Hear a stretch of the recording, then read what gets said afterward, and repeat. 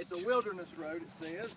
And so he got up, and now there was an Ethiopian eunuch, a court official of Candace, the queen of the Ethiopians, in charge of her entire treasure. So he was a much trusted man, okay? He'd come to Jerusalem to worship. Now he's an Ethiopian, okay? But he'd come to Jerusalem to worship. Remember we was talking about the Gentiles and the Greeks beginning to open themselves up to God, okay? He was what they would be classified as a God-fearer. In other words, that he'd come to know God. He was not a Jew, but he was a God-fearer, a man that learned to worship God, okay? One of those that worshiped in the outer courtyard, as we was talking about, okay? All right, he'd come to Jerusalem to worship and was returning home seated in his chariot. He was reading the prophet Isaiah. And then the Spirit said to Philip, said, go over to that chariot and join him, okay? And so Philip, he ran up to it and heard him reading from the prophet Isaiah.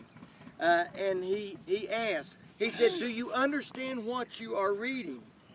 And the eunuch replied, how can I unless someone guides me?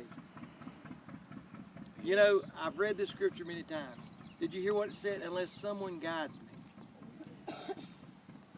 That's where this child comes into play. You know, I was telling Jimmy, she's been raised to know God.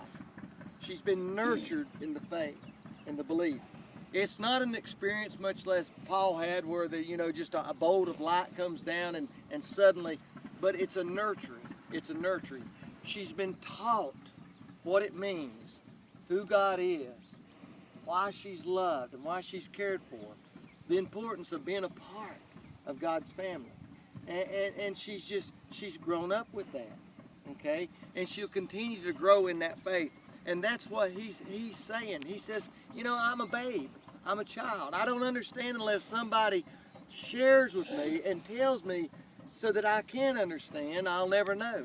And that's why it's important for us to be a witness for Christ, because there are many, it don't matter the age, we don't know how old this man was, but I can assume that he was probably at least in his 20s, because they didn't live very long at that time, okay, but at least in his 20s, okay, and he still did not understand, okay, and unless we share the gospel message, the little ones, the children, okay, and even the adults that don't know will never truly understand, and we have to do that, okay? And so he began to share with him what was going on, and he replied, how can I unless someone guides me? And he invited Philip to get in and sit beside him, and the passage of scripture that he was reading was, like a sheep he was led to the slaughter, and like a lamb silent before its shearer, so he does not open his mouth. Of course, he's talking about Christ here.